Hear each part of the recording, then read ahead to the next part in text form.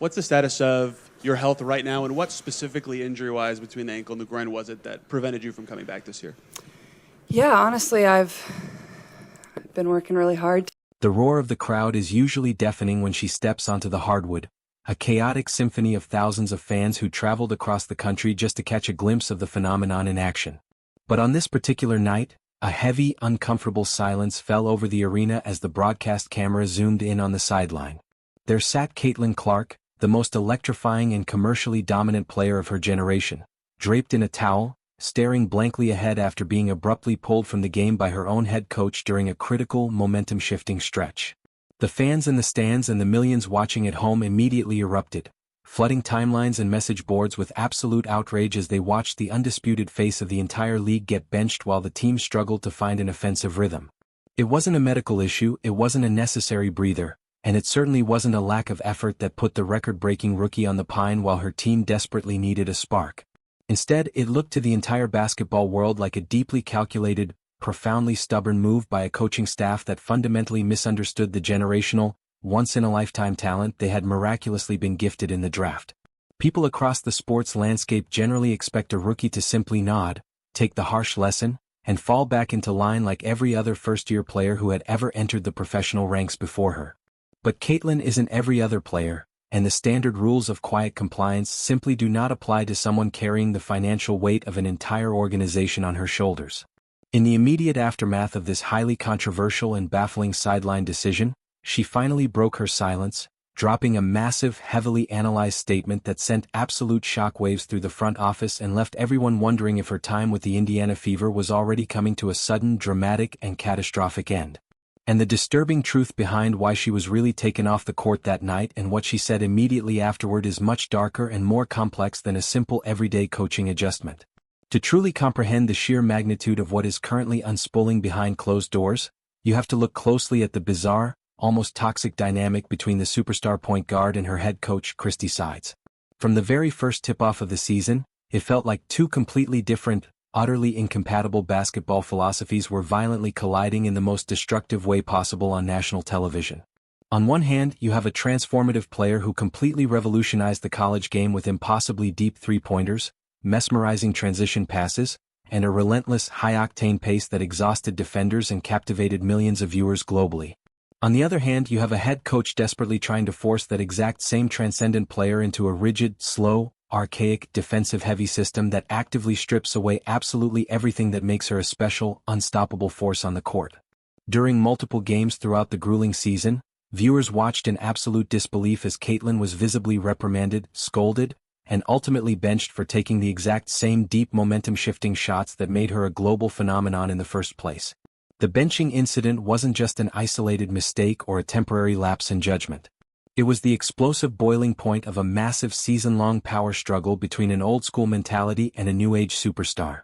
Insiders from within the organization began to whisper to the press that the coaching staff felt an urgent, almost ego-driven need to humble the wildly popular rookie to firmly prove that the professional league was a completely different beast and that absolutely no one was bigger than the coach's system. But this incredibly stubborn mentality drastically backfired, bleeding into the team's performance and entirely alienating the very player who was keeping the franchise relevant. The frustration on the court became completely palpable to anyone watching, with eagle-eyed fans heavily analyzing every single eye roll, every exasperated sigh, and every glaring moment of miscommunication between the bench and the floor. But this severe disconnect with the coaching staff was truly only the tip of the iceberg, because what was happening to her when the whistle actually blew was even more disturbing and physically dangerous. Life in the professional ranks, with a massive target on her back, quickly turned into an absolute physical nightmare for the rookie. And the staggering lack of support she received from her own locker room shocked analysts and fans alike.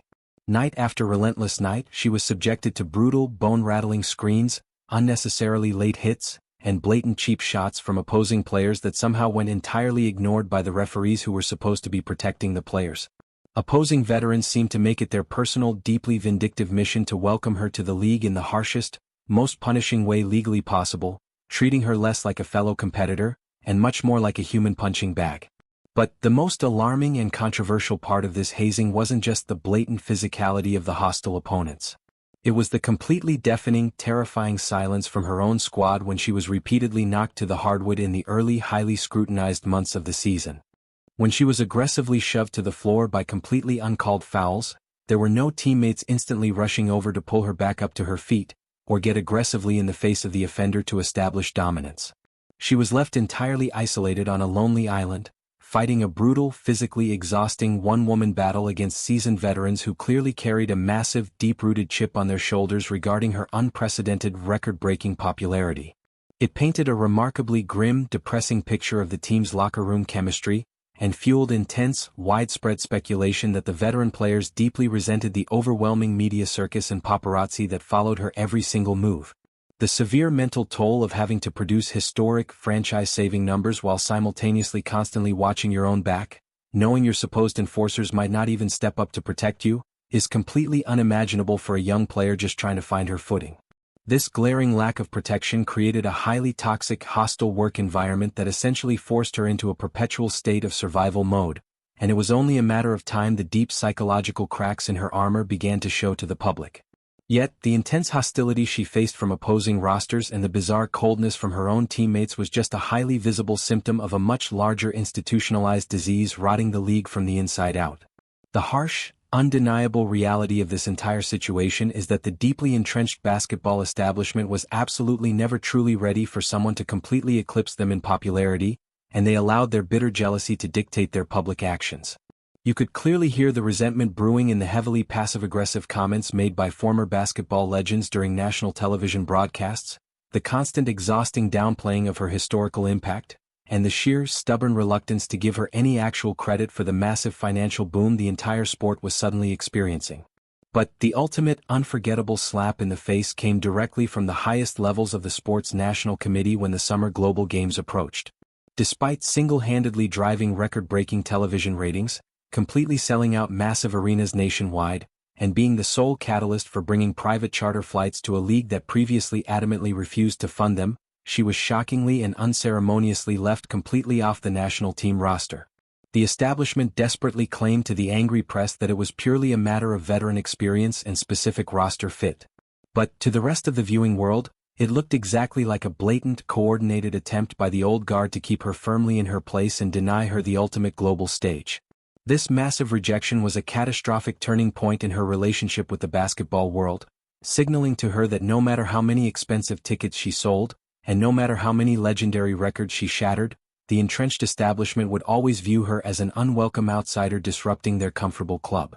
Imagine carrying the entire economic weight and future viability of a professional league firmly on your own two shoulders, only to be bluntly told you simply aren't good enough to sit at their most prestigious, globally televised table.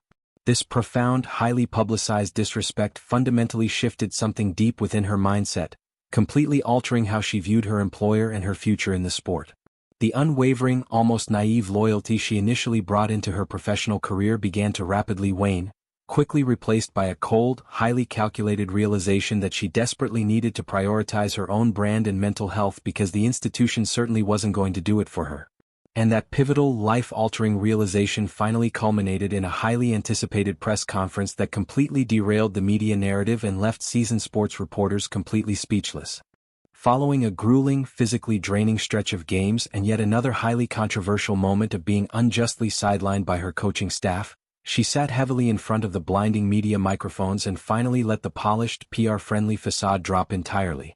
She absolutely refused to offer the usual highly sanitized, aggressively trained answers about trusting the long-term process, executing the coach's vision, or focusing on team unity.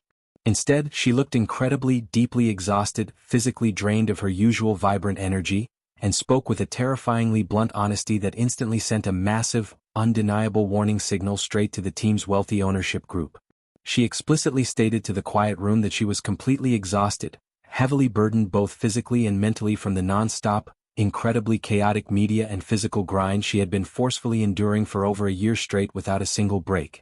She deliberately mentioned desperately needing to step away from the game, to completely disconnect from the deafening outside noise, and to deeply, carefully evaluate exactly what was best for her own personal future and long-term well-being.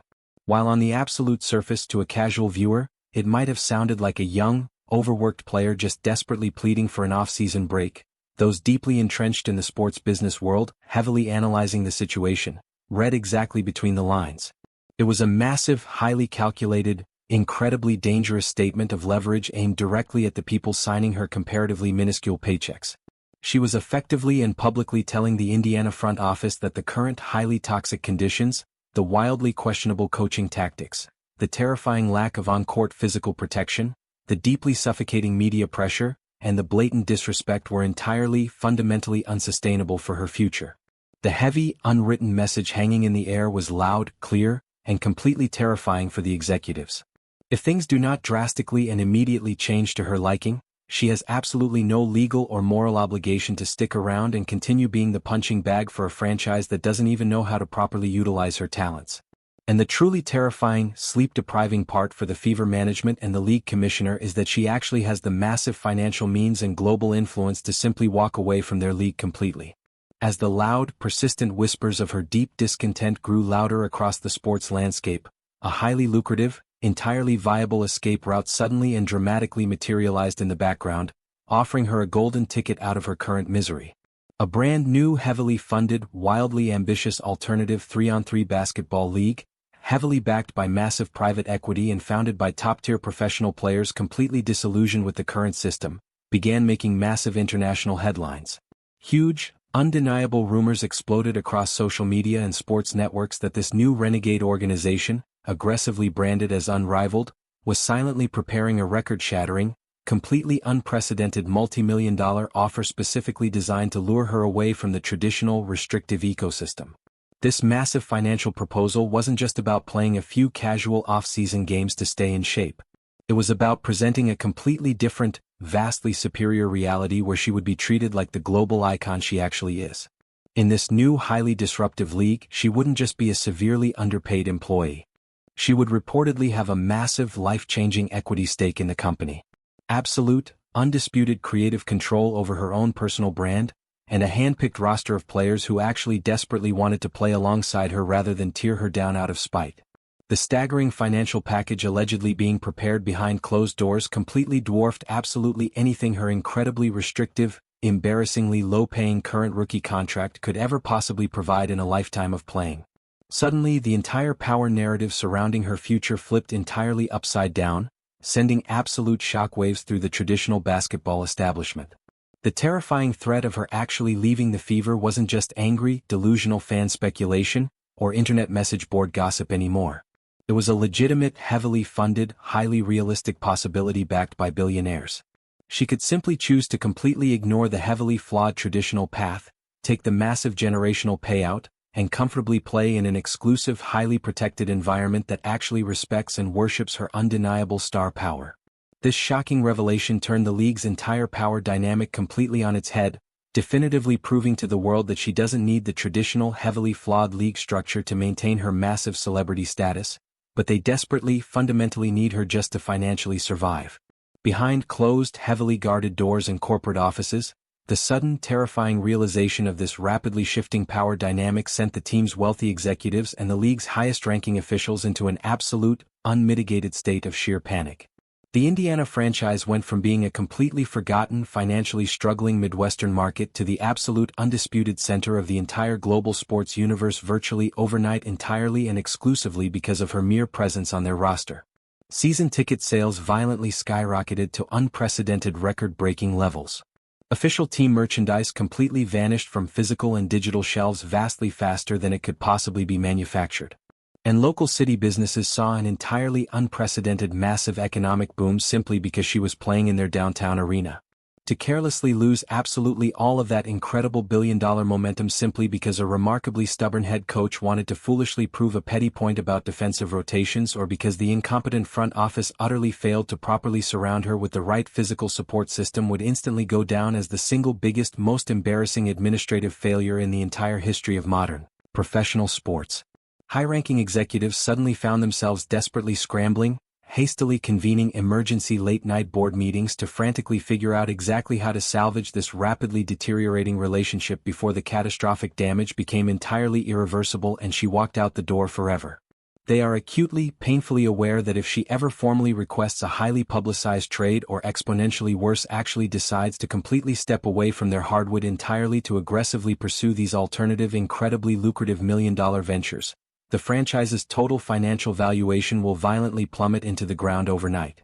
The intense suffocating pressure is absolutely no longer on the young rookie to quietly adapt to the harsh, unforgiving professional game. The immense pressure is now entirely and squarely on the nervous billionaires sitting comfortably in their luxury skyboxes to immediately fix the colossal mess they arrogantly allowed to happen under their watch. They are desperately holding on to a priceless, once-in-a-century golden ticket, and they are completely visibly terrified of dropping it into the mud due to their own sheer incompetence.